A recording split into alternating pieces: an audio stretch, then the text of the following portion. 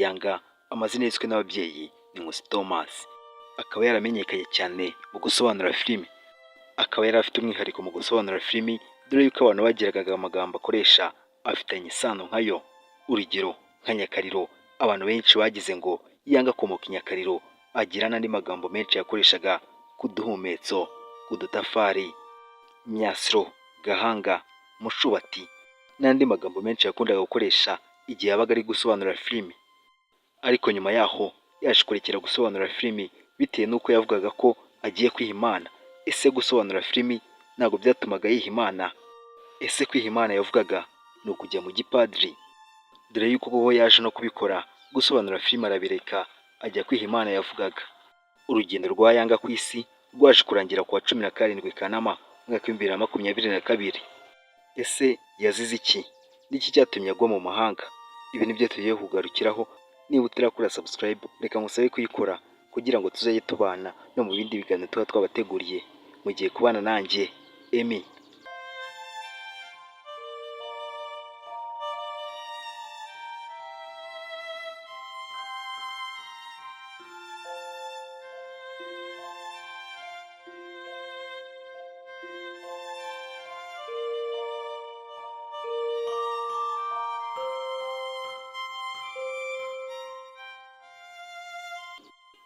Nyakwigendera Nkusi Thomas wamamaye nka Yanga yavukiye mu mujyi wa Kampala mu gihugu cya Uganda. Byumvikane ko abavuga yuko yavukiye Nyakariro atari byo, ahubwo ari uko yakundaga kubakoresha mu gusobanura filimi. Mu mwaka w'1995 yaratahutse kimwe n'abandi banyarwanda bose bari bari hanze. Icyo gihe nta kindi cyari gikurikiyeho kitari kujya mu ishuri, ariko icyo gihe sibwo bwa mbere yagiye mu ishuri, kubera yuko mu gihugu cya Uganda yarigaga ariko yiga muri Anglophone. Akigera mu Rwanda amashuri yaje kumutonda bitewe no guhindura ururimi yigagamo, ariko ntibyamuciye intege, amasomo ye yakomeje nk'ibisanzwe mu kigo cya Remera Academy. Icyo kigo ntiyagitinzemo, dore yuko nacyo yaje kukivamo ajya ku kindi kigo aricyo Saint Marlene kiri Kimironko. Iki kigo niyo yatangiye gusobanura filimi, witwaga Nkusi Thomas ahita yiha izina rya Yanga. Ushobora kwibaza ati niki cyatumye yita Yanga agitangira gusobanura filimi? Yari afite imyaka 18 y'amavuko gusa. Mu basobanuraga filimi bose niwe muto wari urimo. Muri abo bandi basobanuraga filimi kuri icyo kigo hari harimo bitaga ba Master Jack, ba Mike, Super. Muri abo bose Nkusi Thomas niwe wari uri muto muri bose, arangije ahita yita Young Prophet, umuhanuzi ukiri muto. Dore ko byaje no kurangira ko kabaye umuhanuzi, ibyo gusobanura filimi akabireka agakurikira ijambo ry'Imana, akavuga yuko yakijijwe kandi Imana yamukuye kure. Rero izina Young Prophet niryo ryaje kuvamo Yanga. Yanga wagize amahirwe yo kumenya icyongereza akiri muto bitewe n'uko yize mu mashuri ya Anglophone, akabasha no kumva filimi zisobanuye mu Kigande. Ibi ngibi byamusunikiye mu gusobanura filimi azikura mu Cyongereza azizana mu Kinyarwanda, bitewe n'uko yari yarabibonye mu gihugu cy'Ubugande, aho basobanuraga filimi bazikura mu Cyongereza bazishyira mu Kigande. Ibi byaje kumufasha bitewe n'uko yari yarabibonyeho. Nkusi Thomas yiga mu mwaka wa 3 w'amashuri yisumbuye. Icyo gihe yigaga ku kigo cyitwa Saint Mary. Iki kigo baragifunze, nibwo yatangiye gusobanura filimi ndetse akazajya abikora niga. Asoje tronkome yagiye ku kigo cyitwa Kiziguro High School, ariko iki kigo ntabwo yaje kugitindaho bitewe n'uko cyari kure y'akazi. Yaje kukivaho agaruka kuri Saint Mary. Iki kigo ntiyari kugitindaho bitewe n'uko yari yaratangiye gukirigita ku mafaranga yo gusobanura filimi, kandi hari kure y'akazi. Arangije agaruka kuri Saint Mary hafi y'akazi, maze akomeza kwiga anakora. Iki gihe ibi ngibi yabikoraga mu ibanga rikomeye bitewe n'uko iwabo batari babizi.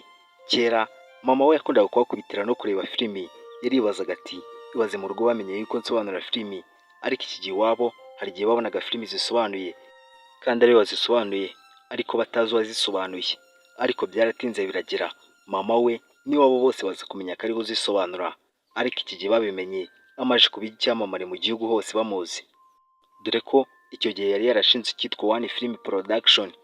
Ahangaha iwabo ntabwo bari bafite ubushobozi bwo kubimubuza, ahubwo nta kindi cyakurikiyeho kitari ukumushyigikira mu byo akora. Ese wari uzi ko icyo gihe yari amaze imyaka inasobanura filimi? Dore yuko yatangiye gusobanura filimi mu mwaka w'1999, maze iwabo baza kubimenya mu mwaka w'2003. Uyu mwuga we waje kuba ikimenya bose, abantu benshi banamukundira ukuntu agenda asobanura filimi agakoresha amagambo amwe n'amwe bitewe n'ukuntu yabaga ari gusobanura ayandi, dore yuko amwe muri yo yabaga asekeje abandi bakanayamwitirira.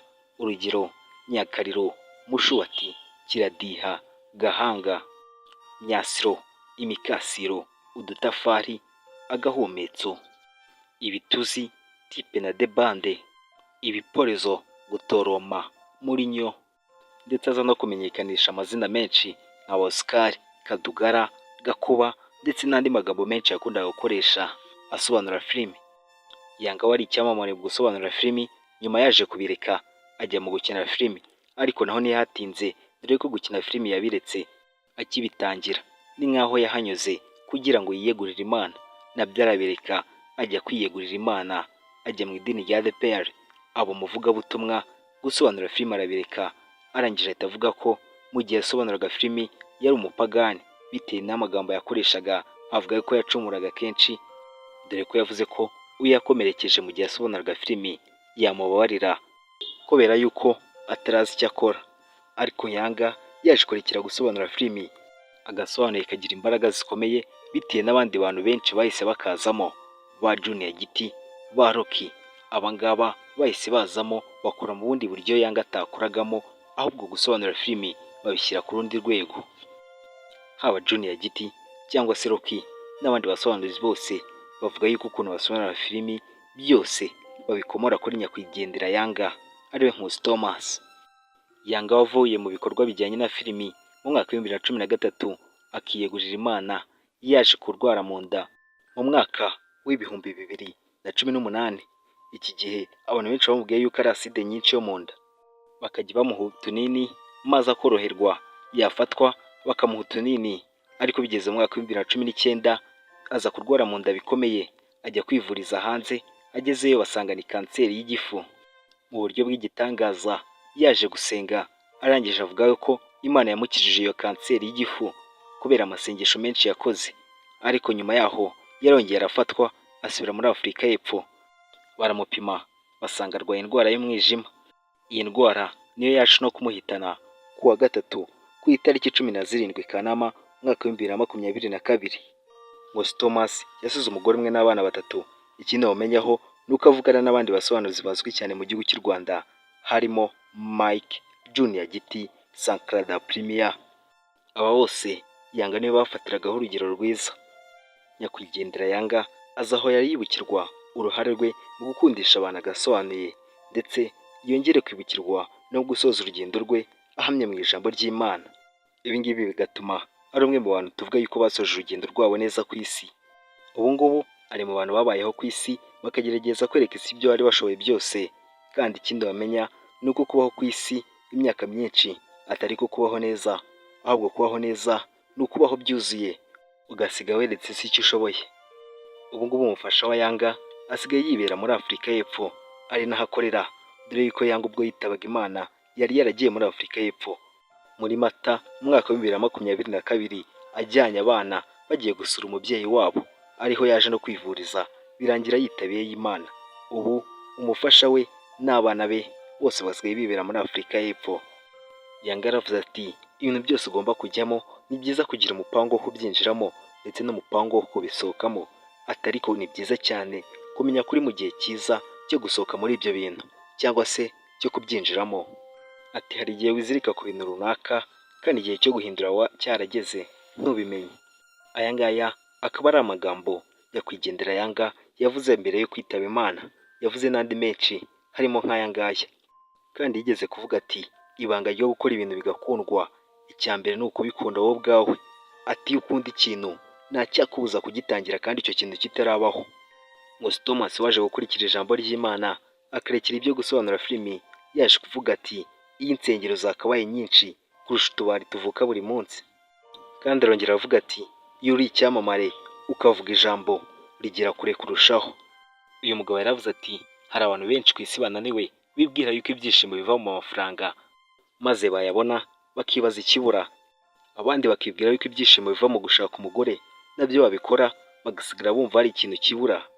Ariko kuri we iyo utari kumwe n'Imana ntiwakishima 100%, iteka hahora hari ikintu kibura. Kandi yaravuze ati hari abantu benshi batazi igisobanuro cy'ubuzima, ariko iyo umenye impamvu wavutse nibwo ubasha kumenya igisobanuro cy'ubuzima cya nyacyo. Uru nguru rwari urugendo n'amateka bya nyakwigendera Nkusi Thomas wamamaye ku izina rya Yanga. Mwakoze kubana natwe, niba utarakora subscribe reka ngusabe kuyikora kugira ngo tuzajye tubana no mu bindi biganiro tuba twabateguriye. Naho ubundi mwari muri kumwe nanjye Emmy, naho ubutaha.